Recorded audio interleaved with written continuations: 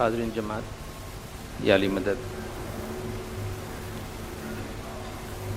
جیسا کہ آج کے عنوان میں آیا گیا کہ ہم امام زمان کے اختیارات اور اس کی روشنی میں ہماری سمجھ کے بارے میں بات کریں گے، اور چیئرمین صاحب نے بالکل صحیح فرمایا کہ شیعہ اسلام میں اور ہمارے طریقے میں یہ ایک فنڈامنٹل کانسیپٹ ہے، ایک فنڈامنٹل تھاٹ ہے کہ اگر امام زمان کے اختیارات سمجھ میں آتے ہیں تو کسی بھی سوال کو ایڈریس کرنے میں ہم کو مسئلہ نہیں ہوگا۔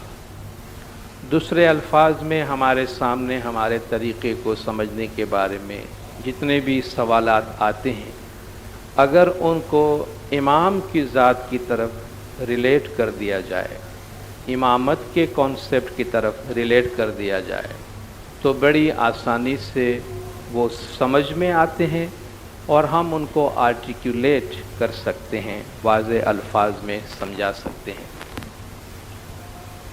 میں اپنی تقریر کے آغاز سے پہلے میرے بہت ہی محترم کولیگ ڈاکٹر عزیز اللہ نجیب صاحب کا شکریہ ادا کرنا چاہوں گا کہ ان کے کچھ بہت ہی امپورٹنٹ آرٹیکلز سے میں نے آج اس لیکچر کے لیے بہت فائدہ اٹھایا ہے۔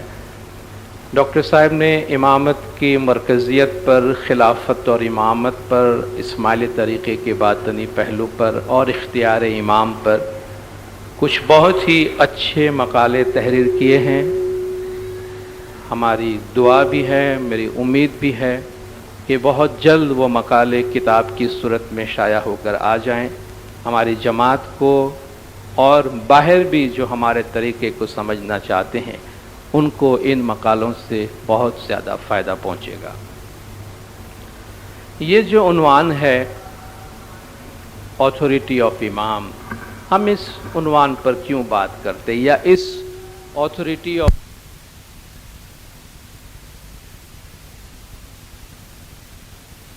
امام زمان کے پاس کوئی ایسی اتھارٹی، کوئی ایسا اقتدار، کوئی ایسا اختیار ہے جو دین کو زمانے کے مطابق، زمانے کے ساتھ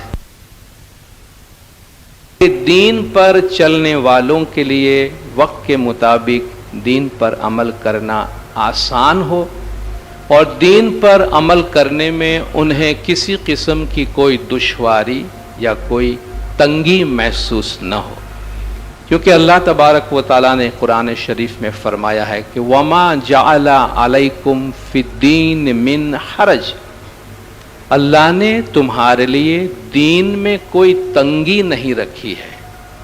يُرِيدُ اللَّهُ بِكُمُ الْيُسْرَ وَلَا يُرِيدُ بِكُمُ الْعُسْرَ، اللہ تم سے آسانی چاہتا ہے، اللہ تم سے دشواری نہیں چاہتا۔ تو یہ آسانی کا جو تصور ہے دین پر عمل کرنے کے بارے میں، وہ وقت کے مطابق بدلتے رہتے ہیں۔ اللہ تعالیٰ کے احکام جو ایک خاص وقت میں، ایک خاص علاقے میں نازل ہوا، اس کی زمانے اور وقت کے مطابق تشریح کی ضرورت ہے۔ اگر زمانے اور وقت کے مطابق تشریح نہ کی گئی تو آپ دیکھیں گے کہ ماضی کے حالات اور ماضی کے حقائق کو سامنے رکھ کے جو تشریح کی جاتی ہے، وقت بدلنے کی بنا پر، حالات بدلنے کی بنا پر وہ تشریح قابل قبول نہیں رہتی، وہ تشریح قابل عمل نہیں رہتی، کیونکہ وقت ہمیشہ بدلتا ہے۔ اس دنیا میں کوئی بھی چیز پرماننٹ نہیں ہے، اس دنیا میں کوئی بھی چیز مستقل نہیں ہے۔ اگر ایک چیز مستقل ہے تو وہ ہے change. The only permanent thing in this world is change۔ اگر کوئی ایک چیز مستقل رہنے والی ہے دنیا میں تو وہ ہے تبدیلی۔ ہر چیز بدلتی ہے، تو بدلتے ہوئے حالات کے مطابق مسائل کو ایڈریس کرنے کے لیے کچھ اختیارات ہونے کی شریف کی ایک آیت کے حوالے سے بات کروں گا۔ اللہ تبارک و تعالی مسلمانوں کو اس زمانے میں جب کہ وہ دشمنوں سے برسر پیکار رہتے تھے، جنگیں ہو رہی تھی، چاروں طرف سے مسلمانوں کو سروائیول کا ایک خطرہ کہ اللہ تعالیٰ ان کو لڑائی کے طریقے بھی بتاتا ہے۔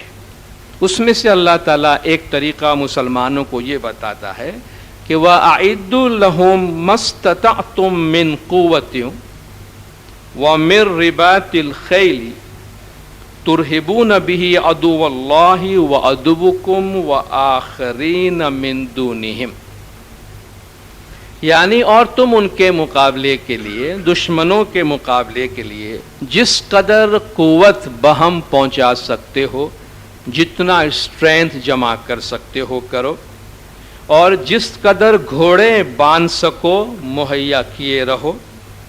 اس کے ذریعے تم اللہ کے دشمن اور اپنے دشمن اور ان کے علاوہ دوسروں کو بھی ڈراتے رہو گے۔ اب اس وقت جو جنگی صورتحال تھی اس کے مطابق اللہ فرماتا ہے کہ تم جتنی بھی طاقت فراہم کر سکتے ہو کرو، اور گھوڑے بھی تیار رکھو بڑے بڑے، اور اس کے علاوہ اور جو کچھ تم کر سکتے ہو تاکہ تم اس سے اللہ کے دشمن، اپنے دشمن اور دوسروں کو ڈرا سکو۔ اور اس زمانے میں اس آیت کی جو تشریح کی گئی، ایک تو اس میں خود ظاہر ہے دشمن کو ڈرانے کے لیے تمہارے پاس بڑے بڑے گھوڑے ہو، اور اس میں روایت کی گئی ہے کہ تم تیر تیار رکھو، تیر کمان تیار رکھو، تلوار تیار رکھو، ڈھال تیار رکھو۔ بلکہ یہاں تک روایت میں کہا گیا کہ تمہارے فوجوں سے کہو کہ خضاب لگا کر اپنے بالوں کو کالا کر لے، تاکہ تھوڑی بڑی عمر کے بھی تمہارے لشکر میں لوگ ہوں گے تو وہ دشمن کو جوان نظر آئے اور دشمن اس سے خوف زدہ ہو۔ تو اس زمانے میں طاقت پہنچانے کا، قوت جمع کرنے کا طریقہ یہ ہے کہ تیر جمع کرو، نیزے جمع کرو، گھوڑے جمع کرو، بالوں کو بھی ضرورت پڑے تو سیاہ کر لو۔ آج ان میں سے کوئی بھی چیز کام نہیں آنے والی۔ آج اس آیت کی تشریح مختلف طریقے سے کرنی ہوگی۔ یا تو اس آیت کو اسی طرح عمل کرے اور اپنے افواج سے کہے کہ یہی چیزیں رکھے جو اللہ نے فرمایا، یا آپ کہیں گے کہ نہیں یہ تو بالکل زمانے سے ہٹ کر بات ہے، آج کے زمانے میں تو اس پہ عمل ہو ہی نہیں سکتا۔ تو ظاہر ہے کہ اس کی اثر نو تشریح ہوگی۔ کہنے کا مقصد یہ ہے کہ اللہ کے جو احکام ہیں ان میں زمانے کا لحاظ رکھا گیا ہے۔ زمانہ آگے بڑھ رہا ہے، اس کو مد نظر رکھتے ہوئے دین کو چلانے کے لیے کچھ اختیارات کی ضرورت ہے، اور ہم ان اختیارات کے بارے میں کہ یہ اگر امام زمان کے پاس ہیں تو کہاں سے آئے، اگر امام کے پاس نہیں کسی اور کے پاس ہے تو کہاں سے آئے، جن کے پاس آیا یہ اختیار کہیں ہے بھی یا نہیں ہے، اگر نہیں ہے کوئی مسئلہ نہیں، اگر ہے تو کہاں ہے، اور جن کے پاس ہے کہاں سے آیا۔ ان حقائق کا تھوڑا سا جائزہ لینے کی آج ہم کوشش کریں گے۔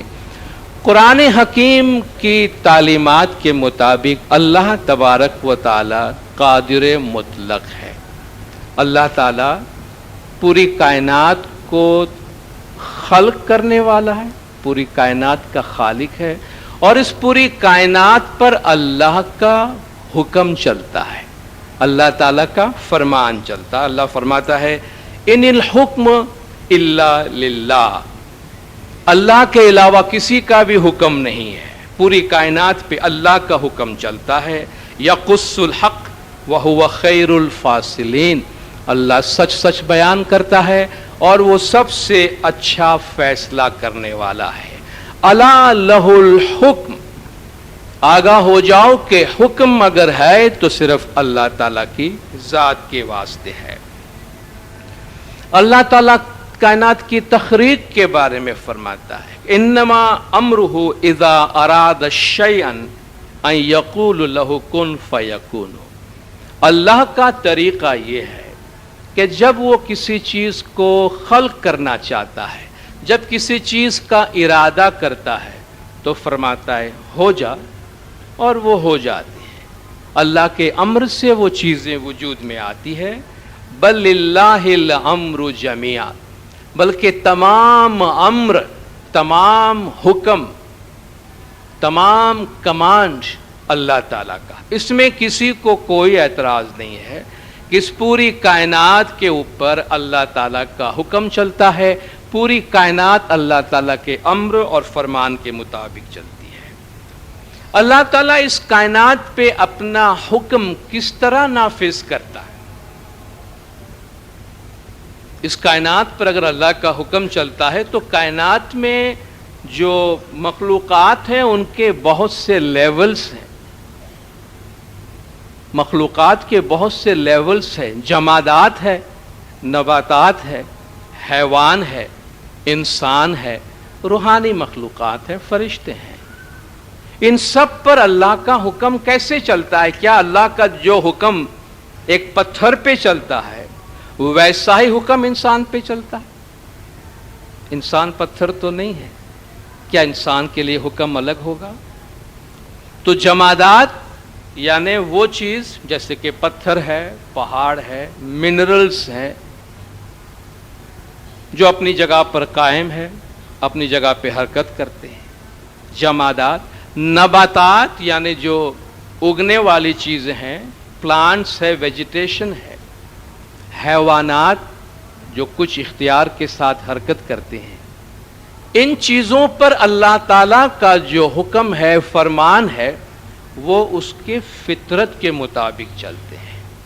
سیارے اس وسیع کائنات میں گردش کر رہے ہیں، ان کو اللہ تعالیٰ نے ایک سسٹم میں ڈالا ہوا ہے۔ موسم آتے جاتے ہیں، موسم اپنی مرضی سے نہیں بدلتا، موسم اللہ کے بتائے ہوئے فطرت کے قانون کے مطابق چلتے ہیں۔ آگ میں جلانے کی صفت ہے، پانی میں گیلا کرنے کی صفت ہے۔ آپ آگ میں ہاتھ ڈالتے ہیں، آپ کا ہاتھ جلتا ہے۔ ایک مومن ہاتھ ڈالتا ہے تو بھی جلتا ہے، ایک کافر ہاتھ ڈالتا ہے تو بھی جلتا ہے۔ آگ یہ ڈیسائیڈ نہیں کرتی کہ ابھی میرے میں ایک بچے نے ہاتھ ڈالا ہے، اس کو کیا پتا کہ آگ میں ہاتھ نہیں ڈالنا چاہیے، اس کو نہیں جلانا چاہیے۔ آگ میں یہ اختیار نہیں ہے، وہ جلائے گا۔ وہ کسی بھی قسم کا بلا لحاظ آگ چیزوں کو جلاتی ہے۔ پانی میں کوئی چیز ڈالیں گیلی ہو جاتی ہے، پانی اس میں تمیز نہیں کرتی ہے۔ تو اللہ کے بنائے ہوئے اس وسیع کائنات میں جو جمادات ہیں، جو نیچر اللہ نے اس میں ڈالا ہے، وہ اس پہ عمل کر رہے ہیں۔ اللہ کا کمانڈ اس کے اندر ہے، وہ اس میں سے بدلتے نہیں ہیں۔ نباتات ہے، جو درخت پیدا ہوتے ہیں، جو فصل پیدا ہوتے ہیں، جو پھل پیدا ہوتے ہیں، جو پھول اور پودے ہیں، وہ اپنے طریقے پہ اللہ نے جو سسٹم دیا ہے۔ ریشم کا کیڑا ہے تو ریشم بنائے گا، شہد کی مکھی ہے تو شہد بنائے گی۔ اب شہد کی مکھی آج کل یہ نہیں سوچتی ہے کہ لوگوں میں شوگر کی بیماری بڑھ گئی ہے، میں تھوڑی مٹھاس کم کر دوں یا میں شوگر فری شہد بنا کے دوں۔ اس بیچارے کو کون سمجھا؟ وہ اسی طریقے سے اپنے سٹینڈرڈ کی شہد بناتے جا رہے ہیں۔ ریشم کا کیڑا یہ کہے کہ موسم بڑا گرم ہے، لوگ ریشم کے کپڑے تو کم پہنیں گے، کاٹن کے زیادہ پہنتے ہیں، تو کیوں نہ میں کاٹن بناؤں اس کے لیے۔ ان کو اس کا چوائس نہیں ہے، ان کو اس کا چوائس نہیں ہے۔ آپ نے جس چیز کی فصل بوئی ہے وہ اس میں سے نکلے گا۔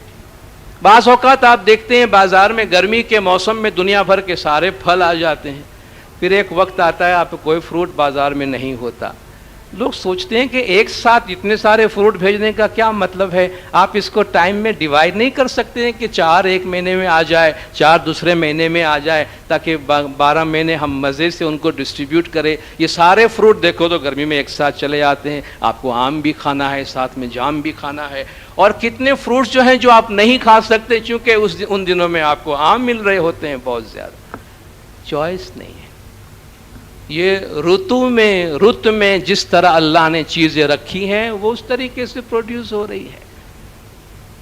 حیوان میں اللہ نے انسٹنکٹ رکھی ہے، ایک جبلت ہے، اس جبلت کے مطابق، انسٹنکٹ کے مطابق ہر حیوان اپنے طور پہ کام کرتے ہیں۔ انسان ایک زمانے میں غار میں رہتا تھا اور آج سپر لگژری مکانات میں جا کے رہتے ہیں، مگر پرندہ بیچارہ آج بھی وہی گھونسلہ بناتا ہے جو ہزاروں سال پہلے بناتا تھا۔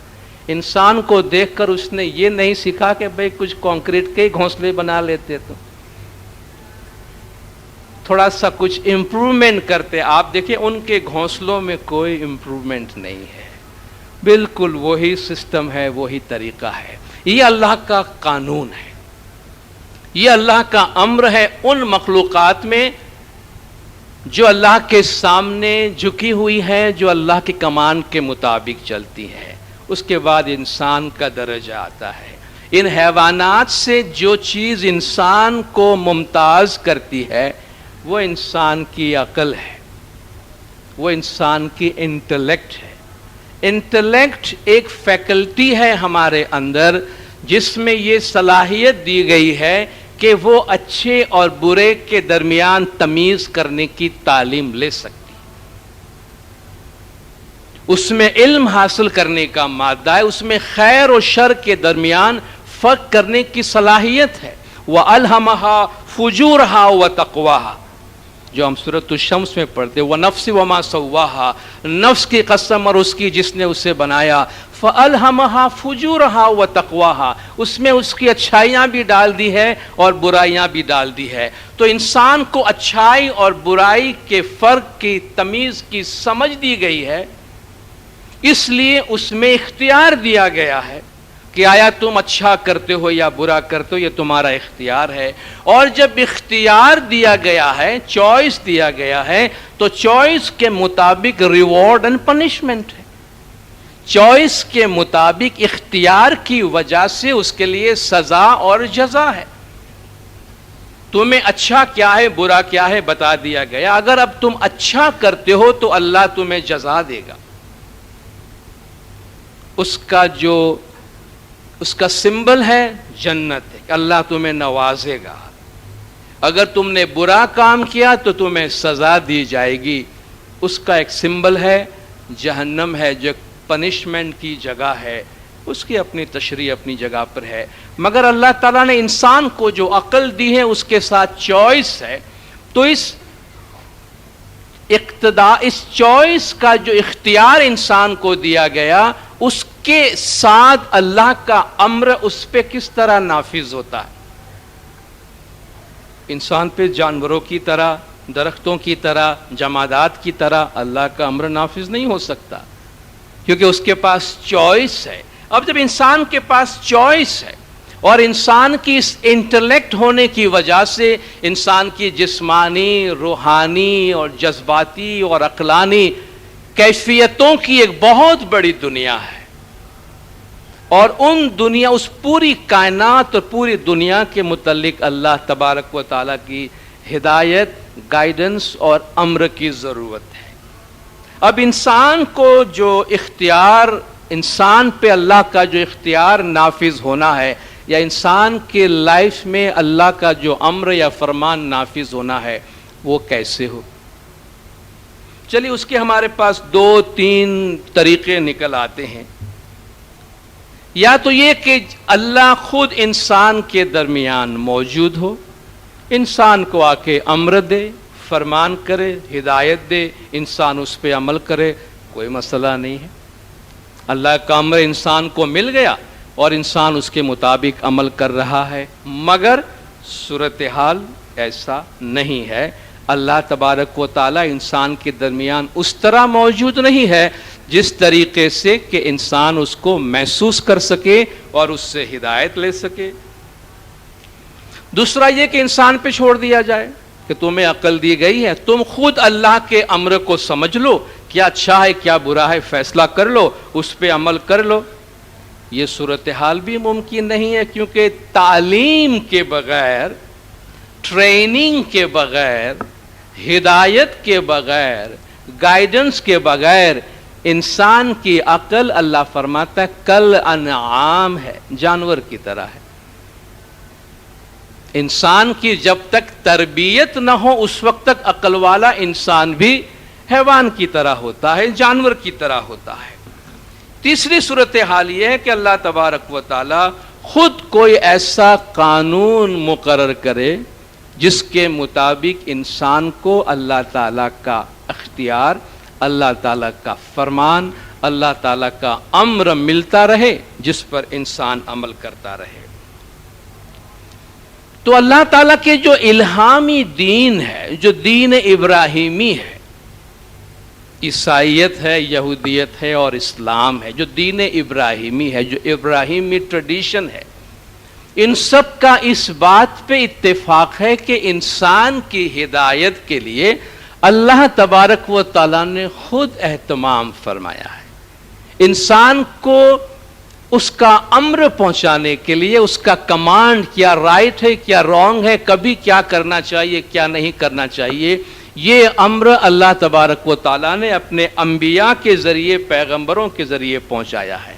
جیسے کہ حضرت آدم علیہ السلام اور ان کے ساتھ جو لوگ تھے، ان کو اللہ نے جب جنت سے باہر نکالا اور زمین پہ بھیجا، قُلْنَا اهْبِطُوا مِنْهَا جَمِيعًا، نکل جاؤ تم سب کے سب یہاں سے، فَإِمَّا يَأْتِيَنَّكُم مِّنِّي هُدًى فَمَن تَبِعَ هُدَايَ فَلَا خَوْفٌ عَلَيْهِمْ وَلَا هُمْ يَحْزَنُونَ۔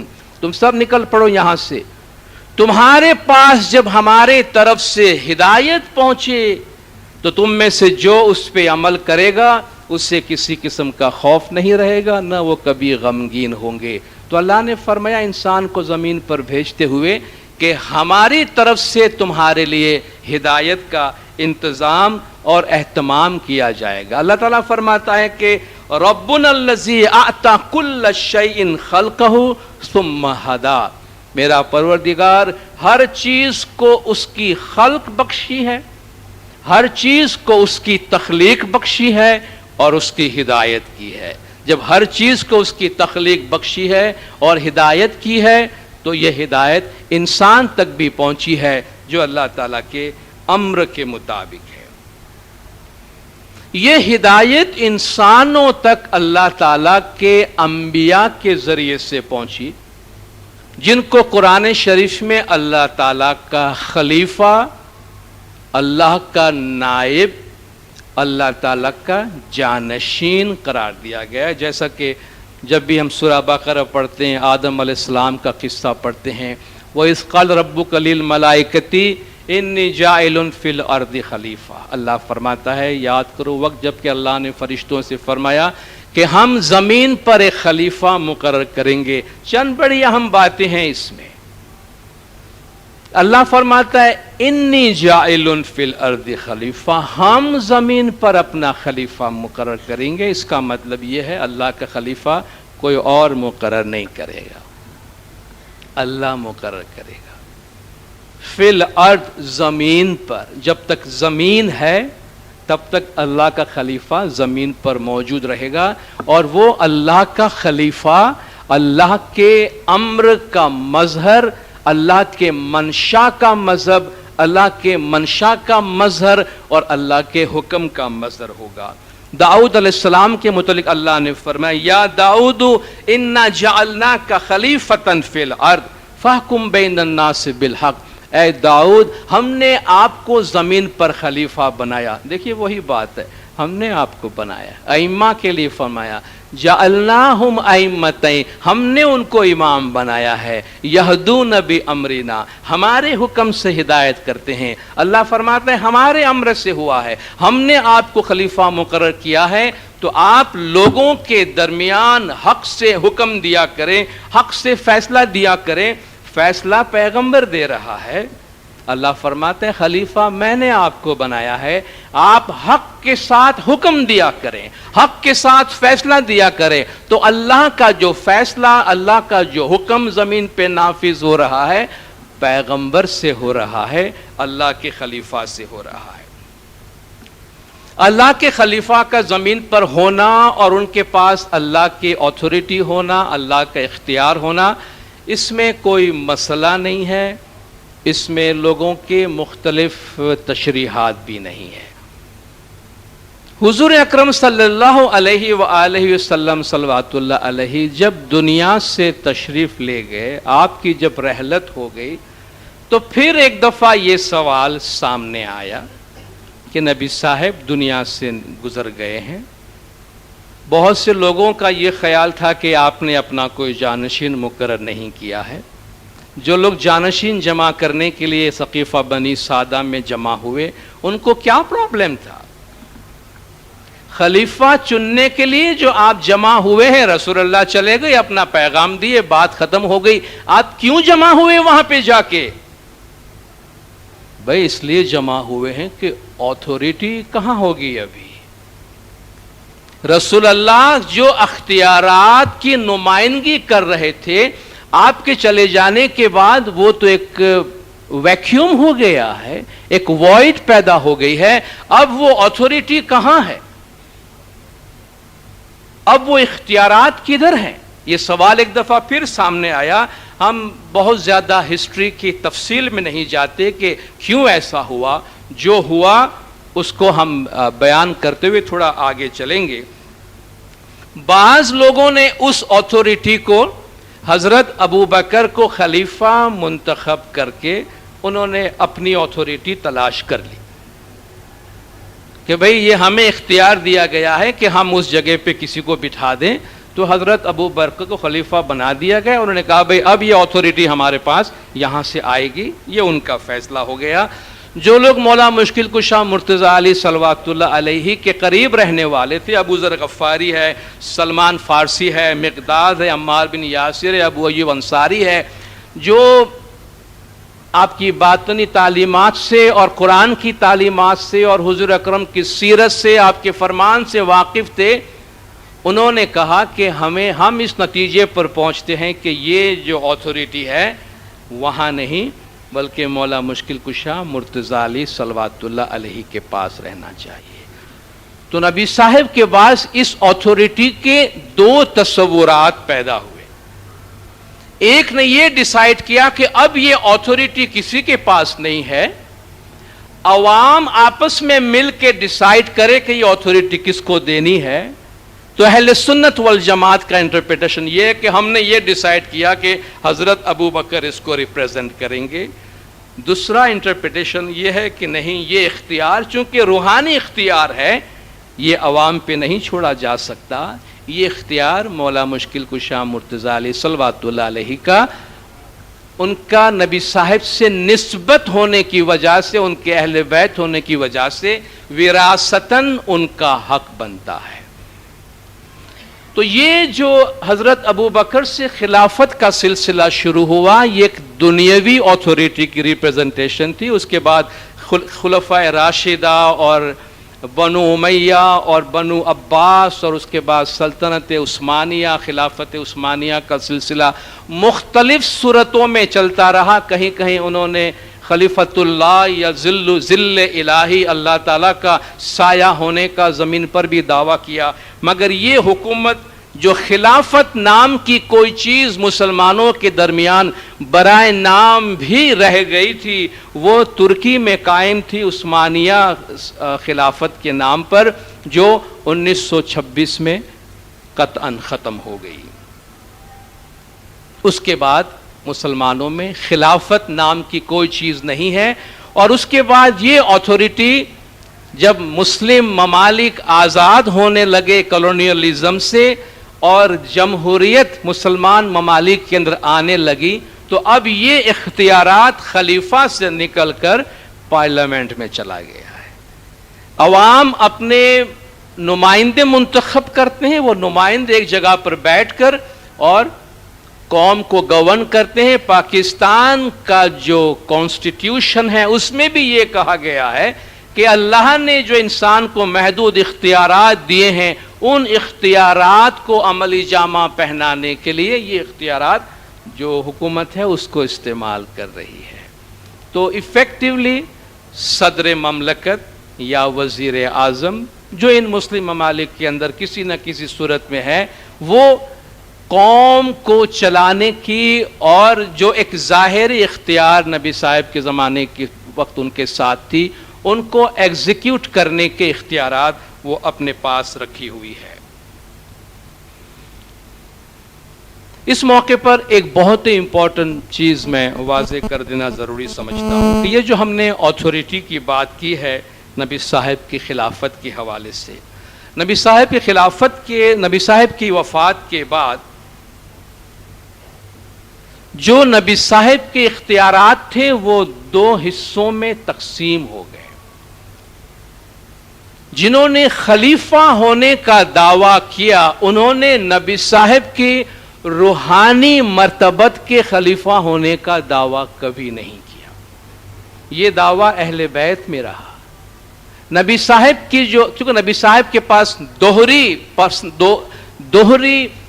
حکومتیں تھی، دوہرے اقتدار تھے آپ کے پاس، ان میں سے جو دنیاوی حکومت چلانے کے اختیارات تھے وہ خلافت میں چلے گئے، جو روحانی سلطنت کو چلانے کے اختیارات تھے وہ امامت میں آئے۔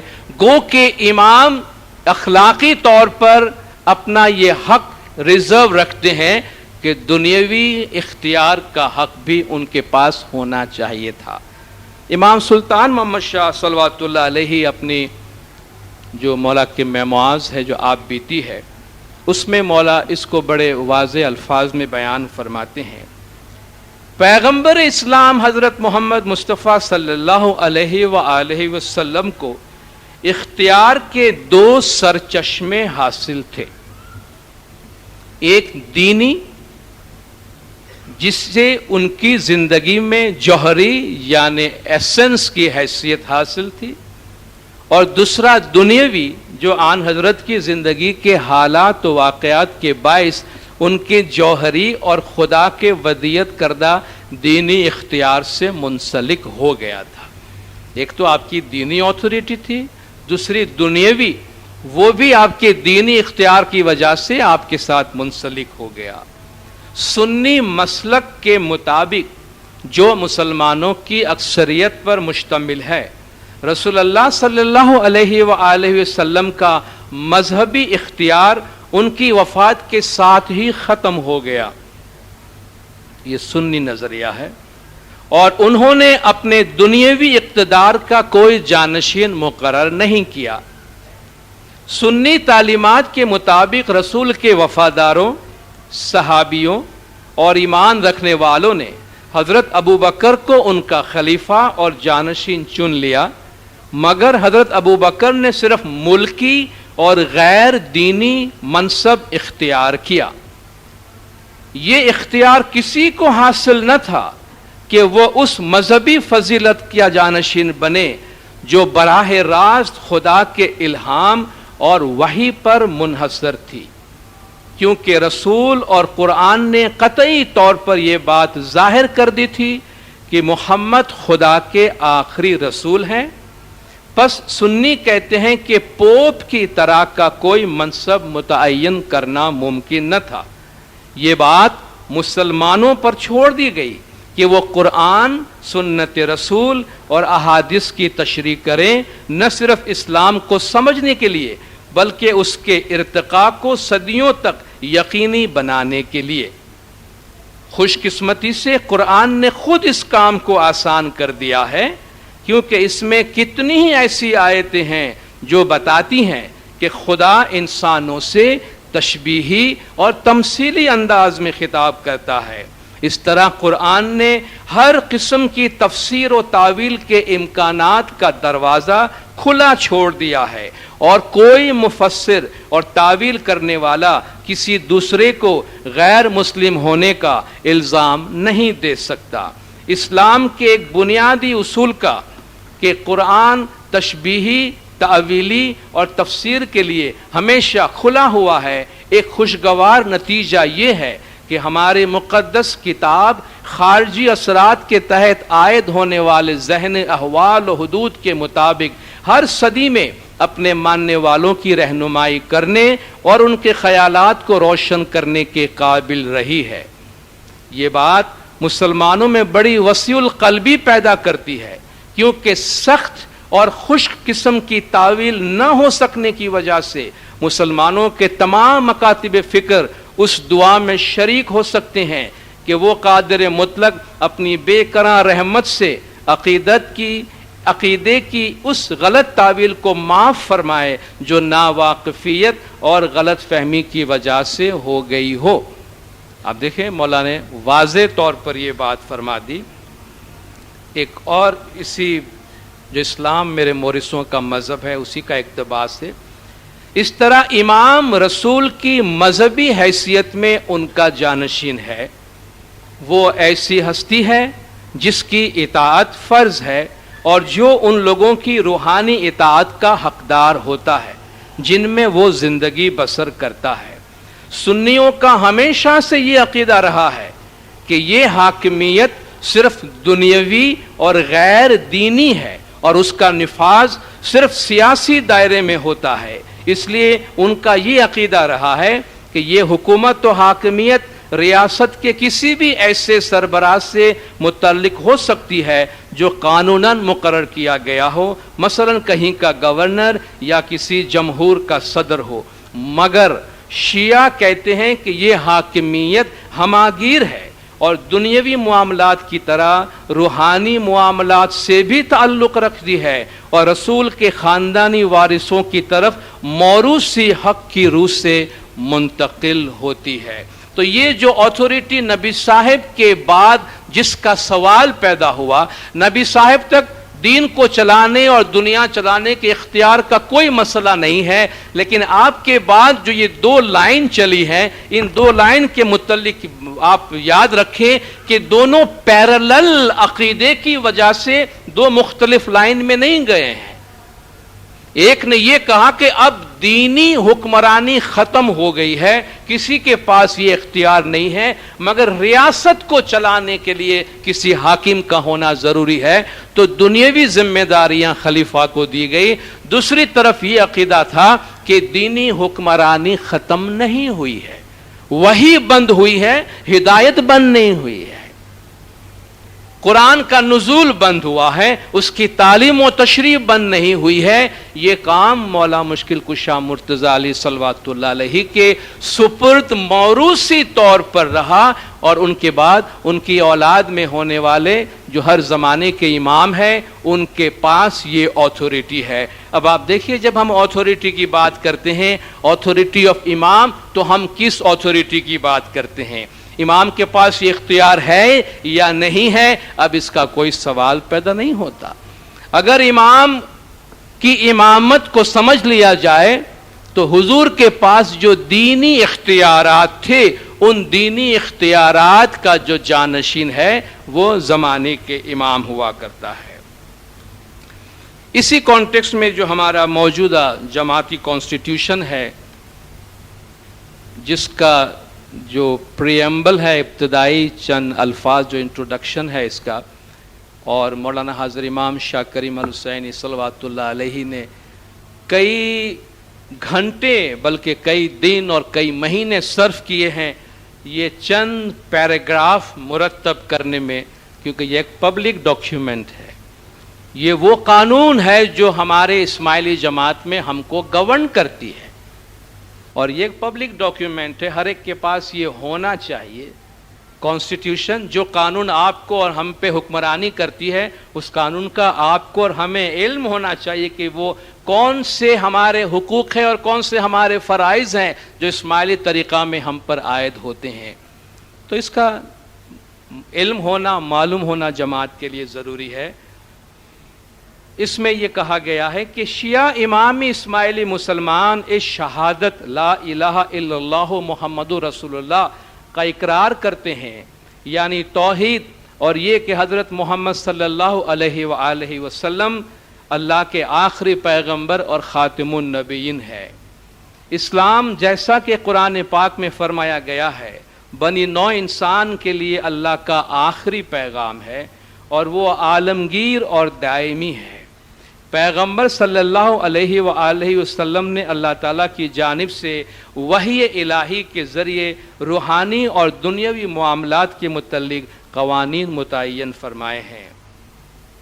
شیعہ عقائد، روایت اور تاریخ کی تشریح کے مطابق پیغمبر صلی اللہ علیہ وآلہ وسلم نے اپنے چچازاد بھائی اور داماد حضرت مولانا علی امیر المومنین علیہ السلام کو پہلا امام مقرر فرمایا تاکہ وہ اللہ کے آخری پیغام کی تعویل اور تعلیم کو جاری رکھیں اور مریدوں کو ہدایت دیں، اور اس بات کا باضابطہ اعلان فرمایا کہ امامت حضرت مولانا علی علیہ السلام اور ان کی بیٹی حضرت بی بی فاطمہ الزہرا خاتون جنت علیہ السلام کے ذریعے وراثتاً جاری رہنی چاہیے۔ امامت کی جانشینی نص کے ذریعہ ہوتی ہے، اور یہ صرف امام الوقت کا ہی اختیار مطلق ہے کہ وہ اپنی نرینہ نسل میں سے کسی کو بھی، خواہ وہ بیٹے ہوں یا دور کی اولاد، اپنا جانشین مقرر فرمائے۔ اسماعیلی طریقے میں امام کا اختیار مرید سے امام کی بیعت کے ذریعہ ثابت ہوتا ہے، جو کہ مرید کی جانب سے امام اور مرید کے درمیان مستقل روحانی بندھن کو تسلیم کرنے کا عمل ہے۔ یہ وفادار عالمگیر بھائی چارے کے اسلامی تصور کے اندر رہتے ہوئے دنیا بھر کے تمام اسماعیلی مسلمانوں کو امام کے لیے ان کی وفاداری، جان نثاری اور فرمان برداری کے لحاظ سے متحد کرتی ہے۔ یہ وفاداری اس وفاداری سے مختلف ہے جو کہ ایک مرید اپنے وطن کے لیے رکھتا ہے۔ اپنے عہدے کے لحاظ سے اور اسماعیلی مسلمانوں کے ایمان اور عقیدے کے مطابق امام کو اسماعیلی مسلمانوں کے تمام مذہبی اور جماعتی معاملات میں کلی اختیار حاصل ہے۔ آپ دیکھیں 1400 برس پہلے جن اصول کے تحت، جن بنیادی باتوں کے تحت امامت کے عقیدے کو سمجھایا گیا، آج بھی وہی بات ہے کہ اللہ کے آخری پیغام کی تشریح، تعویل اور تعلیم کو جاری رکھنا ہر زمانے میں ضروری ہے، اور اس کا اختیار جو ہے وہ زمانے کے امام کے پاس ہے۔ اب ہم کچھ ایسے اختیارات کی بات کرتے ہیں جو قرآن کی تعلیمات کے مطابق حضور اکرم صلی اللہ علیہ وآلہ وسلم کو حاصل تھے، جن کی آج بھی امت کو ضرورت ہے، مگر اگر آج ہم تلاش کریں کہ وہ اختیارات کہاں گئے تو امت میں نظر نہیں آتا، اور اگر وہ اختیار زمانے کے امام میں موجود ہے، جیسا کہ ہمارا صدیوں سے عقیدہ رہا ہے، ہمارے طریقے کی بنیاد رہی ہے، تو پھر امام زمان کی طرف سے ان اختیارات کو انہی پرنسپلز کے تحت ہمیں قبول کرنا چاہیے۔ سب سے پہلی بات کہ نبی صاحب کو اللہ تبارک و تعالیٰ نے یہ اختیار دیا تھا کہ آپ اللہ کی تعلیمات، اللہ کے فرمان کی تشریح اور تعبیر اور تعلیم کریں۔ کما ارسلنا فیکم رسولا منکم یتلو علیکم آیاتنا ویزکیکم ویعلمکم الکتاب والحکمہ وَيُعَلِّمُكُم مَّا لَمْ تَكُونُوا تَعْلَمُونَ۔ اسی معنی کے کئی آیات قرآن میں ہیں جس میں اللہ تعالیٰ نبی صاحب کو بھیجنے کی وجوہات بتاتے ہیں اور آپ کی کچھ ذمہ داریاں بتاتے ہیں۔ کما ارسلنا فیکم رسولا منکم، جیسا کہ ہم نے تمہیں میں سے ایک رسول بھیجا۔ ایک جگہ فرماتا لقد من اللہ علی المؤمنین، اللہ نے مومنوں پہ بڑا احسان کیا ہے جبکہ اس نے انہی میں سے ایک رسول کو بھیجا۔ اب وہ رسول کیا کرتا ہے؟ یتلو علیکم آیاتنا، تم پر ہماری آیتیں پڑھتا ہے، یعنی ہمارے پیغام تم تک پہنچاتا ہے، اور اس کے نتیجے میں تم کو پاک اور صاف کرتا ہے۔ وَيُزَكِّيكُمْ، یتلو علیکم آیاتنا وَيُزَكِّيكُمْ، تمہیں پاک کرتا ہے۔ وَيُعَلِّمُكُمُ الْكِتَابَ وَالْحِكْمَةَ، اور تمہیں کتاب اور حکمت کی تعلیم دیتا ہے۔ کیا کتاب اور حکمت کی تعلیم 23 سال کے اندر ختم ہو گئی؟ بس اللہ کی حکمت، اللہ کا فرمان دنیا والوں کو 23 سال میں سمجھا دیا، بات ختم ہو گئی۔ اس کے بعد نہ کوئی تعلیم کی ضرورت ہے، نہ کوئی تشریح کی ضرورت ہے، نہ کوئی تزکیہ کی ضرورت ہے، کوئی ضرورت نہیں ہے۔ تمہیں کتاب اور کتاب کی جو حکمت ہے، اللہ ہمیشہ کتاب اور حکمت کو الگ کرتا ہے. ایک تو یہ کتاب سامنے ہے جسے ہم اور آپ پڑھتے ہیں، لیکن حکمت سب کے پاس نہیں ہے. یؤتی الحکمت من یشاء، اللہ جسے چاہتا ہے حکمت دیتا ہے. حکمت جو ہے وہ وزڈم کو کہتے ہیں. سالوں کے جمع کردہ نالج کو جب آپ پکاتے ہیں، تجربات میں لاتے ہیں اور اس علم کا ایک نچوڑ نکالتے ہیں، وہ نچوڑ حکمت بنتی ہے. جیسے شاید ہم سے جب بچپن میں کہا جاتا ہے بیٹا جیسا بو گے ویسا کاٹو گے، جیسا کرو گے ویسا بھرو گے، تو ہم سنی انسنی کبھی کیا بات، جیسا کرو گے ویسا بھرو گے. یہ حکمت ہے، یہ اللہ کا کلام فرمان بھی ہے، مگر سالوں کے تجربات کا نچوڑ ہے کہ جو کرو گے وہ بھرو گے، جو بو گے وہ پاؤ گے. شاید پوری زندگی تجربات سے گزرنے کے بعد ہمیں وہ بچپن میں سنا ہوا جملہ صحیح ہوتا ہوا نظر آتا ہے کہ بیٹا جیسا کرو گے ویسا بھرو گے. مرتے وقت ہمیں یہ خیال آتا ہے کتنا سادہ لیسن تھا ماں باپ نے بچپن میں دیا تھا، جیسا کرو گے ویسا پاؤ گے. زندگی گزر گئی، آخر میں یہی جملہ سمجھ میں آیا، جیسا کرو گے ویسا پاؤ گے. یہ حکمت ہوتی ہے. تو اللہ تعالیٰ نے یہ جو ذمہ داری رکھی ہے کہ اللہ کا پیغام لوگوں تک پہنچائے، اس کی تشریح کرے، کتاب اور حکمت کی تعلیم دے، تزکیہ کرے اور وہ باتیں ان کو سمجھائے جو کچھ وہ نہیں جانتے تھے. کیا انسان جو کچھ نہیں جانتی تھی، انسانیت کو جو کچھ معلوم نہیں تھا، وہ سب 23 سال کے اندر سمجھا دیا گیا انسان کو؟ نہیں. اگر میں آج یہ سوال پوچھنا چاہوں کہ بھئی میں چاہتا ہوں رسول اللہ صلی اللہ علیہ وآلہ وسلم مجھے اللہ کا پیغام سنائیں، کتاب اور حکمت کی تعلیم دیں، میرا تزکیہ کریں، مجھے پاک و صاف کریں، میں بھی اس کا حقدار ہوں. جی نہیں، آپ اس کے حقدار نہیں ہیں. جی بھئی میں نے کیا قصور کیا ہے، میں نے کیا گناہ کیا ہے؟ جی آپ کا گناہ یہ ہے کہ آپ اس زمانے میں پیدا نہیں ہوئے. یہ میرا چوائس تو نہیں ہے کہ میں کس زمانے میں پیدا ہوں. مجھے پہلے بولنا تھا تو میں اس زمانے میں پیدا ہوتا، مگر وہ میرا چوائس نہیں تھا تو میں نہیں ہو سکتا تھا. تو کیا یہ میرا گناہ ہے کہ ہم سب کا یہ گناہ ہے؟ نبی صاحب کی وفات کے بعد پیدا ہونے والے سب لوگوں کا یہ قصور اور یہ گناہ ہے کہ چونکہ اس زمانے میں پیدا نہیں ہوئے اس لیے ان تمام نعمتوں سے محروم رہے. اللہ اپنی حکومت اس طرح نہیں چلاتا. اللہ اگلے والوں کو پچھلے والوں کے مقابلے میں ممتاز نہیں کرتا ہے. اللہ اگلوں اور پچھلوں کو سب کو ایک جیسا رکھتا ہے. ہر زمانے کے لوگوں کے ساتھ اللہ کا انصاف ہوتا ہے. تو اللہ کا یہ جو بہت اہم مشن اور اس کا اختیار نبی صاحب کو دیا گیا تھا، نبی صاحب کے بعد چونکہ یہ روحانی حکمرانی زمانے کے امام کے پاس موجود ہے، اس لیے زمانے کے امام اس تعلیم کو جاری رکھے ہوئے ہیں. اور جو میں نے کانسٹیٹیوشن کے چند جملے آپ کے پاس پڑھے اس میں واضح طور پر یہ کہا گیا کہ اللہ کے فرمان کی تعویل اور تعلیم، اس کام کو زمانے کے امام جاری رکھے ہوئے ہیں. تو وقت کے مطابق امام جو ہدایات دیتے ہیں وہ اللہ تعالیٰ کے فرمان کی وقت کے مطابق تشریح ہے، تعبیر ہے اور ہدایت ہے. دوسرا اختیار جو نبی صاحب کو حاصل تھا وہ یہ کہ رسول اللہ کو مومنین کے جان اور مال پر مکمل اتھارٹی حاصل ہے. نبی صاحب ایک جنگ میں روانہ ہو رہے تھے، کچھ مجاہدین سے فرمایا چلو بھئی جنگ میں شامل ہو جاؤ. انہوں نے کہا یا رسول اللہ تھوڑا سا وقت دیجئے، ہم لوگ جا کے اپنے ماں باپ سے اجازت لے آئیں.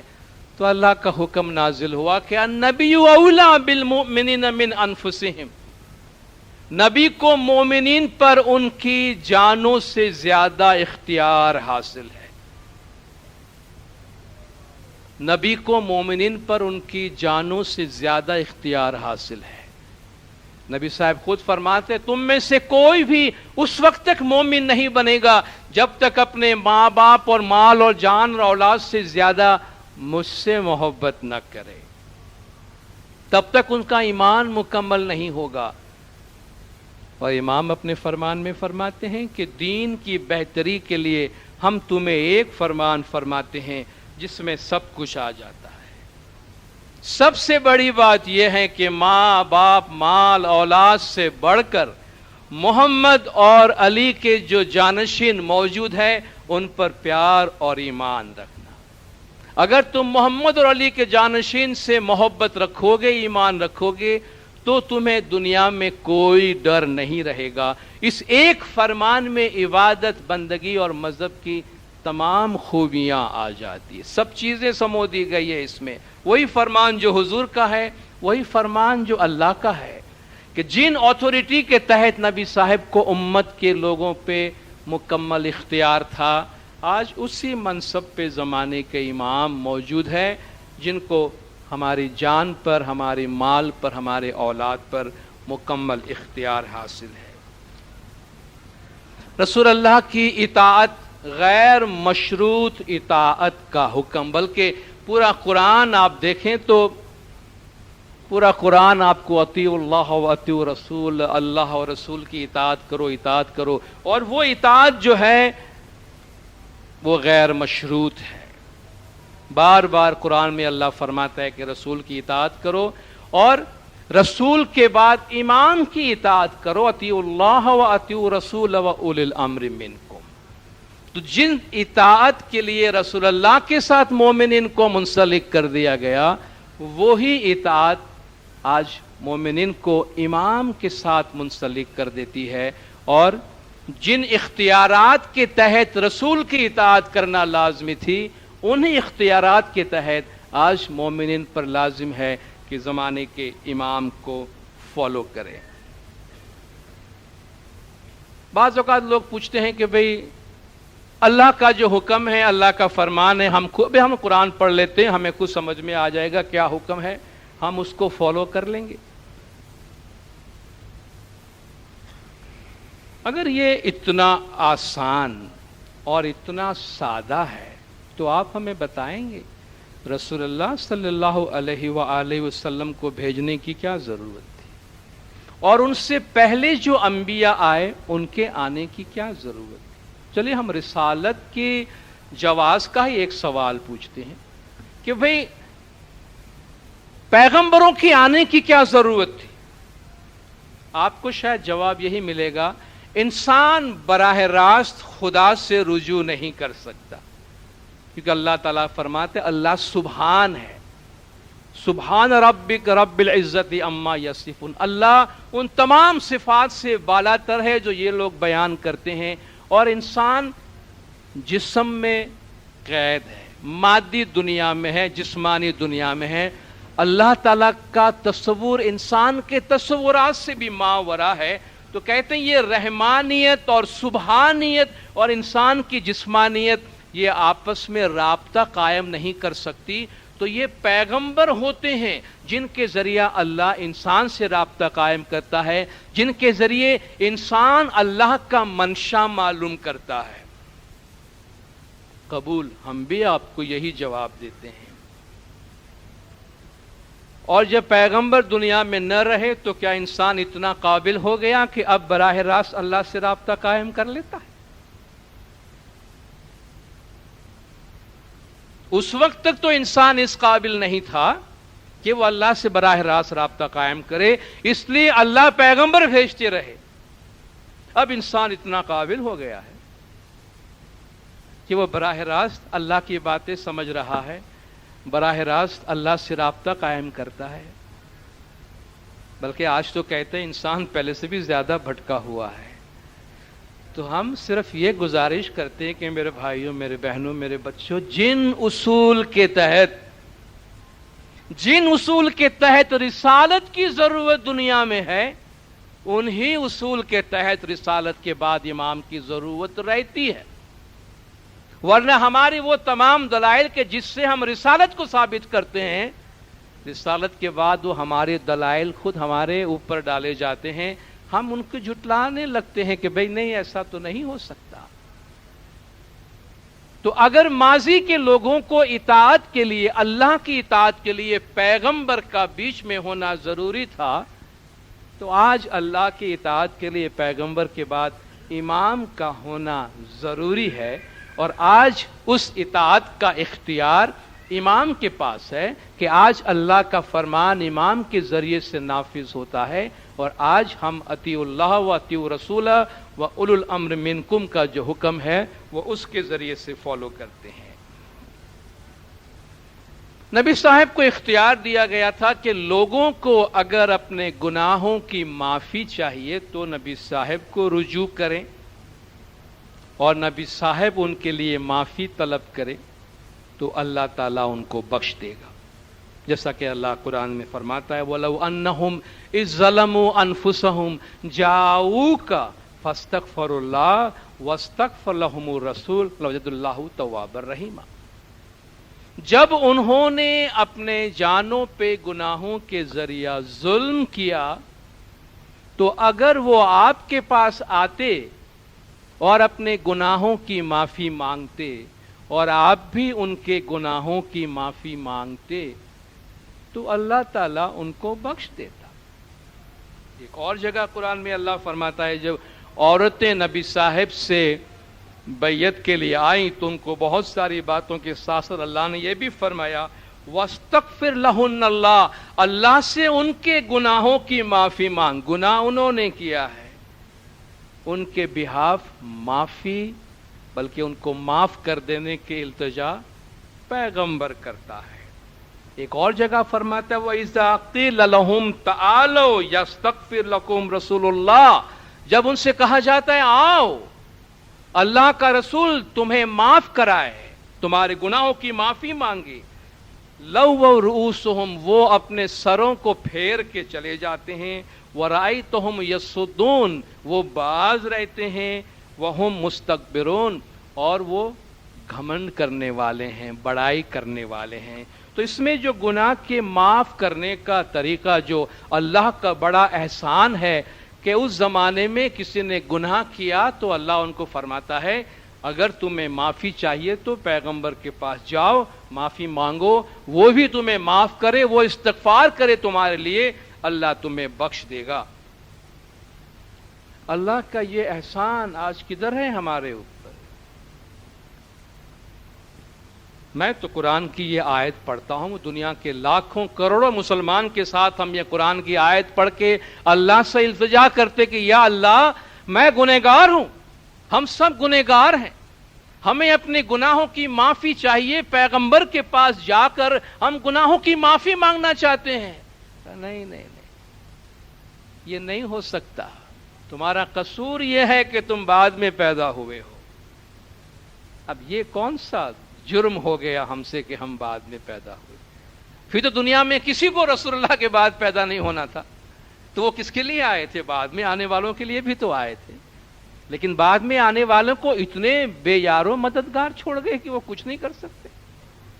اے اللہ تیرا ایک زمانے میں اتنا احسان ہے کہ لوگ رسول کو رجوع کر لیتے ہیں، گناہ کی معافی مانگ لیتے ہیں، رسول اللہ کا معاف کرنا لازمی ہے ورنہ معاف نہیں ہوگا۔ اب ہم کہاں جائیں؟ معاشرے میں کوئی ایک بندہ تو بتاؤ کہ جو مختلف آستانوں میں بیٹھے ہیں، مختلف کرسیوں پر بیٹھے ہیں، کوئی یہ دعویٰ کرتا ہے کہ میں اس کے پاس جا کر کہوں کہ مجھے معاف کرو اور وہ مجھے گارنٹی دے کہ ہاں میں تمہارے بہاف معافی مانگتا ہوں، تمہیں معاف ہو جائے گا؟ ہے کوئی یہ ذمہ داری اٹھانے کو؟ کیا اللہ تعالیٰ آنے والے لاکھوں کروڑوں اربوں انسانوں کو اپنے اس احسان سے محروم رکھا ہے؟ اس احسان سے محروم رکھا ہے۔ لوگ کہتے ہیں امام کیسے گناہ معاف کر سکتے ہیں؟ امام ویسے گناہ معاف کر سکتے ہیں جیسے قرآن نے وہ اختیار رسول کو دیا ہے۔ آج بھی قرآن کا حکم ہے، ہم کہاں جائیں؟ بحیثیت مسلمان کہاں جائے؟ ہمارے لیے تو کوئی مسئلہ نہیں ہے کیونکہ ہمیں معلوم ہے وہ اختیار کدھر ہے۔ ہم تو رسول اللہ کے لیے ہر وہ جو چیز ہمیں کرنی تھی آج ہم امام سے رجوع کرتے ہیں۔ ہم کہتے یا مولا اللہ کا یہ فرمان ہے کہ گناہ کی معافی کے لیے حضور کے پاس جاؤ، حضور کے دینی منصب پر آپ بیٹھے ہیں، हुजूर के दीनी इख्तियारात आपके पास हैं, या मौला आप हमारे गुनाह बख्श दें। ये बिल्कुल वो फॉर्मूला है जो अल्लाह ने कुरान में बताया है हमें। ये वो तरीका है गुनाह की माफ़ी का जो कुरान में अल्लाह ताला ने हमें बताया है। कोई सवाल ही नहीं रहता उसमें कि इमाम से मांगना चाहिए गुनाह की माफ़ी, इमाम माफ़ कर सकते हैं या नहीं कर सकते हैं। रसूल अल्लाह के दीनी इक़्तिदार के जानशीन होने की वजह से वो अथॉरिटी इमाम के पास ही है और किसी के पास नहीं है। वहीं जाना होगा और वहीं से इस्तग़फ़ार तलब करना होगा। एक और इख्तियार अल्लाह ताला ने आपको दिया है। अब देखिए ये सब इमाम के पास है, इसके बावजूद अगर हमें हमारा तरीका समझ में नहीं आता, इसके बावजूद हमारे तरीके के बारे में तरह तरह के सवालात हमें परेशान करते हैं। वो लोग ये कहते हैं, वो लोग ये कहते हैं, वो हमसे ये पूछते हैं। दीनदारों, हम अपने मजहब पे उन लोगों के वास्ते अमल नहीं कर रहे हैं। ये वो कौन है? दुनिया में तो ऐसे अरबों लोग हैं जो वो हैं। हमें हमको देखना है, दूसरे क्या सोचते हैं, क्या करते हैं। हम अपने तरीके का जजमेंट दूसरों से नहीं लेते हैं। ये हमारा सदियों से लिखा हुआ, अमल किया हुआ हमारा तरीका और ट्रेडिशन है कि रसूल अल्लाह के दीनी मनसब का जानशीन जमाने के इमाम है। अल्लाह ने उनको एक जिम्मेदारी दी है, खुज़ मिन अमवालिहिम सदक़तन। ए रसूल अकरम सल्लल्लाहु अलैहि वसल्लम, उनके माल में से सदका ले लीजिए, उनके माल में से ज़कात ले लीजिए, उनके माल में से जो माल वो देते हैं ले लीजिए। तुतहिरहुम, देखिए कितना सारा काम एक साथ दिया है। माल ले लीजिए, पहला तो ये काम किसी और को नहीं दिया कि तुम ले लो उनके मालों में से, रसूल अल्लाह को दिया कि आप ले लें उनके माल में से ये हक। तुतहिरहुम, इसके जरिया से उनको पाक कर दें। दूसरा काम, व तुज़क्कीहिम, तुज़क्कीहिम का मतलब बातिनी पाकीज़गी भी है और बरकत भी है। तो आप उनको पाक व पाकीज़ा करें और उनके माल में बरकत दें। तीसरा काम, वसल्ली अलैहिम, उनको दुआएं दें। चौथा काम, और इनकी जरूरत क्यों है, इन्न सलातक सकनुल लहुम, आपकी दुआ में उनके लिए सुकून है। उनको आपकी दुआ की जरूरत है, क्योंकि इन्न सलातक सकनुल लहुम, आपकी दुआ गई उनको सुकून मिला। इन्न सलातक सकनुल लहुम। अब आज मैं अपने माल में से सदकात निकालता हूँ, या रसूलल्लाह आप ले लीजिएगा। मैं तो नहीं हूँ, मैं नहीं ले सकता। मैं कहाँ दूँ, तुम्हारा जहां जी आए दे दो, ये तो नहीं हो सकता। रसूलल्लाह को हुक्म है खुज़ मिन अमवालिहिम सदक़तन। इसलिए आज देखें, आज कोई भी शिया वो माल गैर इमाम को नहीं देता है। ज़कात जो रसूलल्लाह को देने का हक है, रसूल को देंगे, रसूल के बाद इमाम को देंगे। जिनका इमाम गायब है तो उनका जो नाइब है, उनका नाइब है, उनका नाइब है, इमाम के बिहाफ को एक्सेप्ट करेगा, किसी और को नहीं देगा वो, क्योंकि वो चाहता है इमाम को जाए। हम भी इमाम को देते हैं, बराह रास्त इमाम को देते हैं। तो खुज़ मिन, उनके माल में से सदकात ले लीजिए। इमाम हमारे माल में से सदकात लेते हैं अल्लाह ताला के इस फरमान के मुताबिक। तो तहिरहुम, उनको पाक को साफ कर दे। आज मुस्लिम उम्मा बेचारी पाक को साफ होने के लिए कहाँ जाए। सच्ची नीयत से अल्लाह की राह में जो भी खैर व खैरात करते हैं अल्लाह ज़रूर कबूल करता है। इन्फाक फ़ी सबीलिल्लाह से दिल की पाकीज़गी होती है, मगर वो बात कहाँ कि रसूलुल्लाह तुमसे ले और तुम्हें दुआ दे। तो उसको तो मुस्तहिक, जो उसका हकदार है लेने वाला, उसको देने का हुक्म है ना। रसूल को दो जाकर, आप उनके माल में से लें, उनको पाक को साफ करें, उनके माल में बरकत दें। आज इस्माइलियों के बारे में एक ख्याल ये भी पाया जाता है कि इमाम को देने में इनका दिल बहुत बड़ा है। ये तो वैसा है जितना बोगे उसके 1000 गुना काटोगे। मुरीद देते हैं तो सामी मारो एवो छे जे केनु न राखे भार। ایک وار سامی نے آ لیے تو سامی آلے 100 وار. میرا مولا کسی کا بوجھ نہیں رکھتا. ایک دفعہ دو گے تو 100 دفعہ ریٹرن کرتا ہے. یہ اسی کی علامت ہے. ہماری کیا کمائی ہے؟ ہماری کچھ بھی نہیں ہے. یہ بیج ہے جو ہم نے بویا ہے اور اس کی فصل ہے جو ہم کاٹ رہے ہیں. اللہ فرماتا ہے اس کی راہ میں دینے میں یہ برکات ہے, اور جب صحیح جگہ پہ جائے تو برکات ہی برکات ہے. اور اس کے بعد صلی علیہم, یہ کام کون کرے گا؟ زکوٰۃ لینے کو تو بھائی تم نے لے لیا ہم سے, مگر تم رسول کی دعا کو ریپرزینٹ کرتے ہو. میں اس وقت جتنے بھی زکوٰۃ کمیٹیاں ہیں وہاں جا کے زکوٰۃ دوں, بھائی تم لے لو, میری شرط یہ ہے وہ دعا جو رسول اللہ دیا کرتے تھے اور جو دینے کا اللہ نے ان کو حکم دیا ہے وہ آپ مجھے دیں. دے گا کوئی؟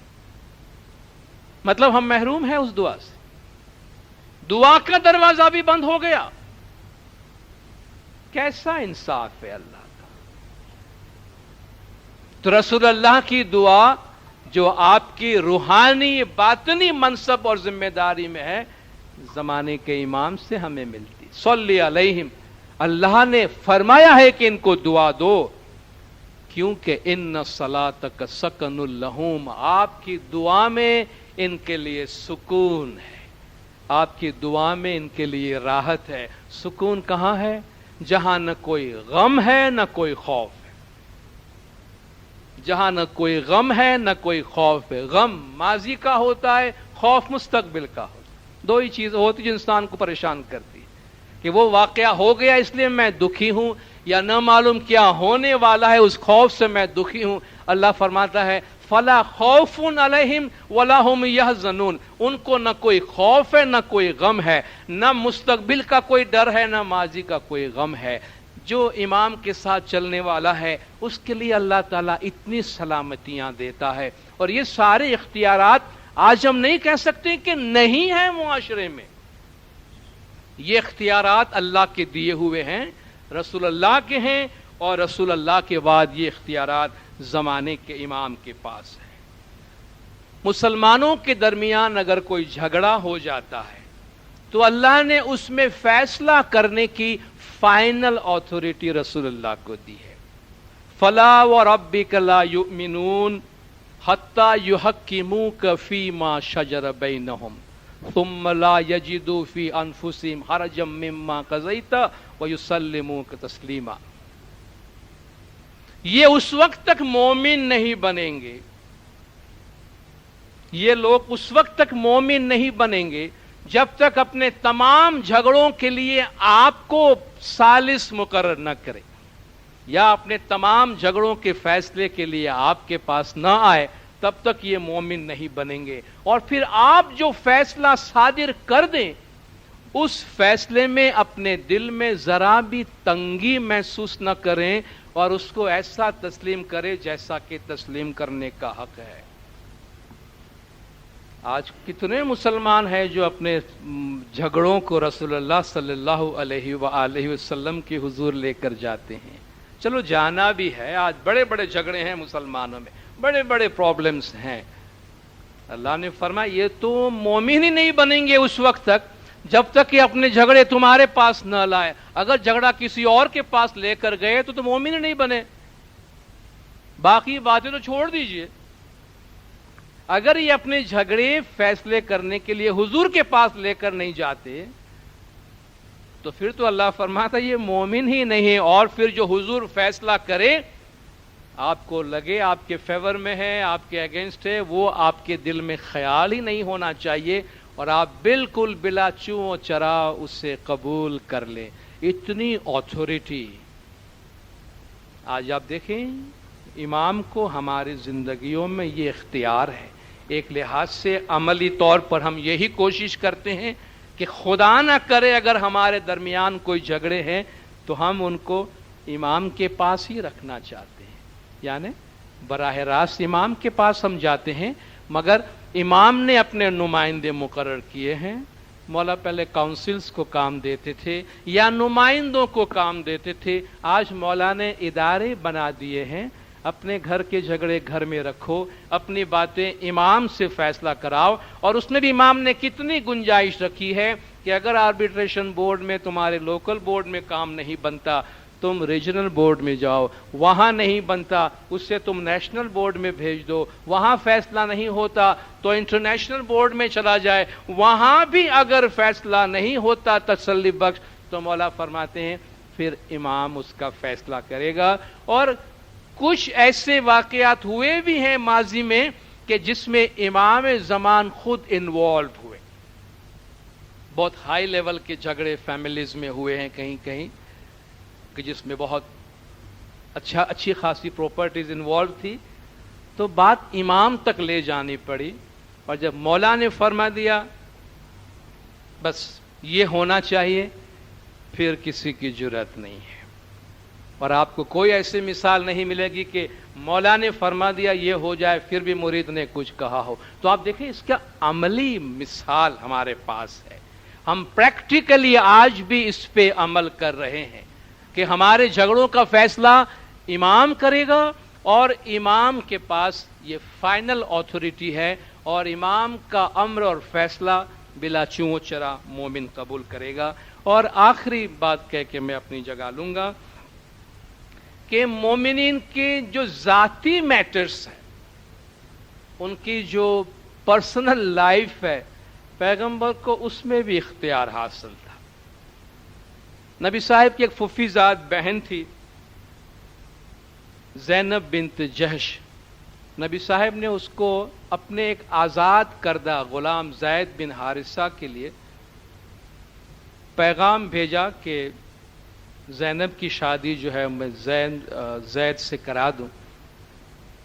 تو اس نے کہا کہ مجھے آپ تھوڑا وقت دیں، میں سوچوں.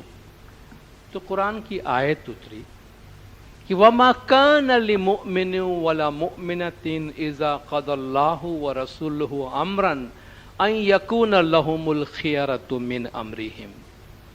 کسی مومن مرد اور مومنہ عورت کو یہ حق حاصل نہیں ہے کہ جب اللہ اور اس کا رسول کسی بات پہ اپنا فیصلہ سنا دے، کوئی امر دے دے، تو اس میں مزید کچھ کہنے کا ان کا کوئی بھی اختیار باقی رہے. جب رسول کا حکم ہو جائے تو پھر تمہارے اختیارات نہیں رہتے. یہ آیت اتری. زینب نے کہا یا رسول اللہ میرا معاملہ اب آپ کے ہاتھ میں ہے، آپ جو فیصلہ کریں گے مجھے منظور ہے. اور آپ نے اس کا نکاح زید سے کروا دیا. تو قرآن میں اللہ تعالیٰ فرماتا ہے کہ نبی کو تمہاری جان پر خود تم سے زیادہ حق حاصل ہے. اور امام زمان کو انہی اصول کے تحت اگرچہ امام اس کو استعمال نہیں کرتے مگر ہم جانتے ہیں نہ صرف ان قوانین کے تحت بلکہ وہ کئی خدمات جو ہم امام کو آفر کر چکے ہیں کہ یا مولا ہماری زندگی آپ کے لیے ہے، ان اصول کے تحت بھی ہمارا سب کچھ مولا کے لیے ہے. تو یہ جو اختیارات زمانے کے امام کو حاصل ہے، ان اختیارات کے تحت زمانے کے امام دین کو ہمارے لیے قابل عمل بناتے ہیں. مولانا حضرت امام شاہ کریم الحسینی صلوات اللہ علیہ نے پچھلے سال جب انسٹیٹیوٹ اسماعیل اسٹڈیز کا سلور جبلی ہوا تھا اور اس میں مولا نے اسلام کے بارے میں ایک تقریر فرمائی تھی، ایک پیراگراف کے چند کلمات کی میں وضاحت کر کے اپنی جگہ لوں گا. اسلام کے پیغام کا ذکر کر کے مولا اسلام کی کچھ خوبیاں بیان کرتے ہیں اور ان خوبیوں کو آج کس طرح بدلنے کی کوشش کی جا رہی. چند الفاظ ہے، 5 اور 4 9 الفاظ استعمال ہوئے ہیں. بہت اہم ہے یہ ٹرمز کہ ہم جو یہ پریشر محسوس کرتے ہیں یہ اصل پرابلم کہاں پر ہے. مولا نے اس کی نشاندہی کی ہے. امام نے فرمایا this message is still important today in the Muslim world, although it is sometimes clouded, distorted and deformed by political interest and by struggles for power over the minds and hearts of people.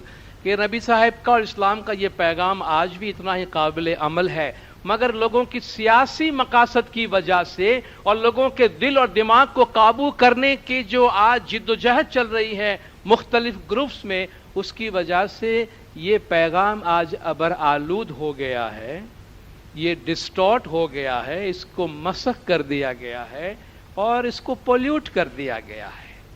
پھر مولا فرماتے ہیں there are attempts at transforming what are meant to be fluid, progressive, open-ended, intellectually informed and spiritually inspired tradition of thought into hardened, monolithic, absolutist and obscurantist position. 9 الفاظ ہے اس میں۔ مولا فرماتے ہیں اسلام کیا ہے؟ اللہ کا یہ پیغام جو مولا فرماتے ہیں فلوڈ جیسے پانی فلوڈ ہے، جو سیال ہے، مایا ہے، بہنے والا۔ فلوڈ جو غیر منجمد ہوتا ہے، پانی کو جدھر لے جاؤ نکل جاتا ہے، پانی جمع ہوا نہیں ہوتا۔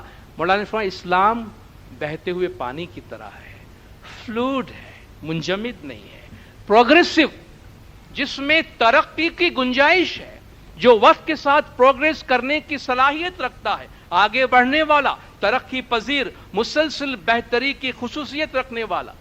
تیسری صفت اوپن اینڈڈ، جس کا ہر طرف سے سرا کھلا ہو، غیر محدود، غیر معینہ حدود والا، متعدد تعویلوں اور آزادی عمل کی گنجائش رکھنے والا۔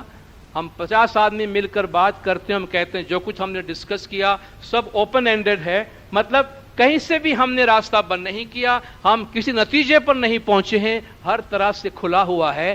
مولا فرماتے اسلام کا پیغام اوپن اینڈڈ ہے، انٹلیکچولی انفارمڈ، عقل کو عقلی طور پر دیکھیں تو اس میں معلومات ہے، علم ہے، آپ کو سکون، سیٹسفیکشن ملتا ہے کہ آپ کی عقل کو اپیل کرتا ہے، اینڈ اسپرچولی انسپائرڈ، اور روح کو سکون ملتا ہے، روح کو فیض ملتا ہے جب آپ ان پیغام پہ غور کرتے ہیں۔ یہ خوبیاں ہیں اسلام کی، ان کو کیا بنانے کی کوشش کی جا رہی ہے؟ انٹو ہارڈن، بہتے ہوئے پانی کو منجمد کرنے کی کوشش کی جا رہی۔ نہیں یہاں بھی نہیں جا سکتے جی، یہاں بھی نہیں جا سکتے، ادھر بھی اسلام میں یہ بھی نہیں ہے، یہ بھی نہیں، یہ بھی نہیں ہے۔ بھائی بہتے ہوئے پانی کو ایک کنویں کی طرح بنا دیا گیا، بنانے کی کوشش کی جا رہی ہے، ایٹمپٹ کیا جا رہا ہے انٹو ہارڈن مونولیتھک۔ مونولیتھک کہتے ہیں جو ایک ہی پتھر کا بنا ہوا ہو۔ آپ نے دیکھا ہوگا کہیں پہاڑوں میں ایک بہت بڑا پتھر ہوتا ہے، اس ایک پتھر میں کئی مورتیاں بنا دی جاتی ہے کہ 5 مورت ہے مگر ایک ہی پتھر ہے۔ کہتے ہیں مسلمانوں کو اس طرح پیش کرنے کی کوشش کی جا رہی ہے کہ جیسے ایک ہی پتھر کی بنے ہوئے مورت ہے۔ ہم ایک ہی پتھر کے بنے ہوئے مورت نہیں ہے۔ سعودی عرب کے مسلمان اور انڈونیشیا کے مسلمان میں 1% کی مشابہت بھی نہیں ہے۔ اللہ کا یہ پیغام ہزاروں ملکوں سے گزرا ہے، ہزاروں زمانوں سے گزرا ہے، ہزاروں زبانوں سے گزرا ہے، ہزاروں تہذیبوں سے گزرا ہے، ہزاروں ثقافتوں سے گزرا ہے، ہزاروں روایتوں سے گزرا ہے۔ یہ مونولیتھک کیسے ہو سکتا ہے کہ سب ایک جیسے ہیں؟ کچھ بھی ایک جیسا نہیں ہے۔ مسلمانوں کے درمیان لا الہ الا اللہ محمد رسول اللہ کے بعد کچھ بھی ایک جیسا نہیں ہے۔ ایک چیز ہے جو مشترک ہے، باقی سب الگ ہے۔ اپنی زبان بولنے والے، اپنا لباس پہننے والے، اپنی ثقافت، اپنی تہذیب پہ عمل کرنے والے، حتیٰ کہ اپنے طریقہ پر دین اسلام پہ عمل کرنے والے، ان کو ایک ہی طریق پر لانے کی کوشش کی جا رہی ہے، ایٹمپٹ کیا جا رہا ہے پاور کے لیے، پولیٹیکل گین کے واسطے۔ اس میں اور یہ غیر فطری چیز ہے، کیونکہ اسلام میں ایسی چیز ہے ہی نہیں، ایسی کوئی قدر مشترک سوائے کلمہ طیبہ کے کوئی چیز قدر مشترک نہیں ہے، بہت ڈفرنسز ہے، اور اس پلورلزم کو رسپیکٹ کرنے کو اسلام تعلیم دیتا ہے، ریسٹرکٹ کرنے کو نہیں۔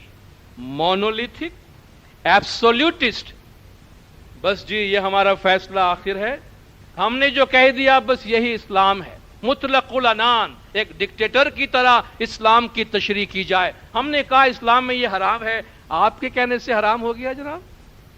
جتنا اختیار آپ کو کہنے کا اتنا مجھے بھی ہے، آپ کو یہ کہنے کا اختیار کس نے دیا؟ جی یہ اسلام میں منع ہے۔ آپ جس اسلام کی بات کرتے اس میں شاید منع ہوگا، جس اسلام کی میں بات کرتا ہوں جو میری تشریح ہے اس میں منع نہیں ہے۔ آپ یہ ایبسولوٹ اتھارٹی کہاں سے لے آئے جی؟ ہم نے کہہ دیا ساری دنیا کے مسلمان اس کو عمل کرے. کیوں کرے بھائی؟ آپ کو یہ اختیار کہاں سے ملا ہے؟ کسی کے پاس نہیں ہے. دین کے معاملے میں ایبسولوٹ اتھارٹی کا مسلمانوں میں کوئی دعویٰ ہی نہیں کرتا ہے، کیونکہ ہے نہیں. آج ساری دنیا میں مسلمانوں میں ری انٹرپریٹیشن اور ری تھنکنگ اور ری انٹرپریٹیشن ری تھنکنگ کی بات کی جا رہی ہے، مگر کون ری انٹرپریٹ کرے گا؟ کس کی بات مانے گا؟ کون کس کے بات پہ عمل کرے گا؟ کسی کے پاس اتھارٹی نہیں ہے. تو ایسی چیز کو آپ ایبسولوٹسٹ کہ بس ہم نے کہہ دیا یہ ہمارا حکم ہے اور سارے مسلمانوں کو ماننا ہے. نہیں ہوتا ایسا، نہ پہلے کبھی ہوا ہے نہ مستقبل میں کبھی ہوگا. مسلمانوں کے اپنے اپنے انٹرپریٹیشنز ہیں، ان انٹرپریٹیشنز کی رسپیکٹ کرنے کی اللہ نے تعلیم دی ہے، رسول اللہ نے تعلیم دی ہے. اللہ نے فرمایا ہے کہ ہم نے تمہارے مختلف طریقے بنائے ہیں، تم ایک دوسرے سے نیکی میں آگے بڑھنے کی کوشش کرو.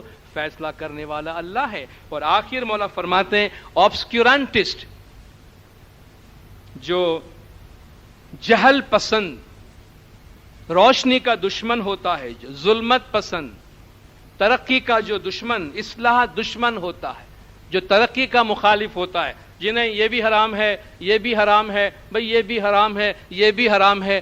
پھر کیا رہ گیا بھائی اللہ کے اس پاک اور مقدس دین کے اندر؟ ابھی زیادہ سنائی منائی ہے، اچھے کپڑے نہیں پہنو اسلام میں حرام، یہ نہیں کرو اسلام میں حرام ہے، یہ نہیں کرو اسلام میں حرام ہے. کہ غم زدہ سا افسردہ ایک رونی صورت بنا کر کسی اندھیرے میں جا کر بیٹھ جائے، ہاں یہ پکا مسلمان لگتا ہے. کیا یہ اسلام ہے کہ یہ بھی منع؟ اور کہاں سے آپ یہ لے آئے یہ بھی منع ہے، یہ بھی منع ہے، یہ بھی منع ہے؟ ہم شروع سے یہ کہتے آئے ہیں اس اقتدار کی ضرورت اس لیے ہے کہ اللہ کے پیغام کو وقت کے مطابق واضح کرے، وقت کے مطابق عملی جامہ پہنا ہے.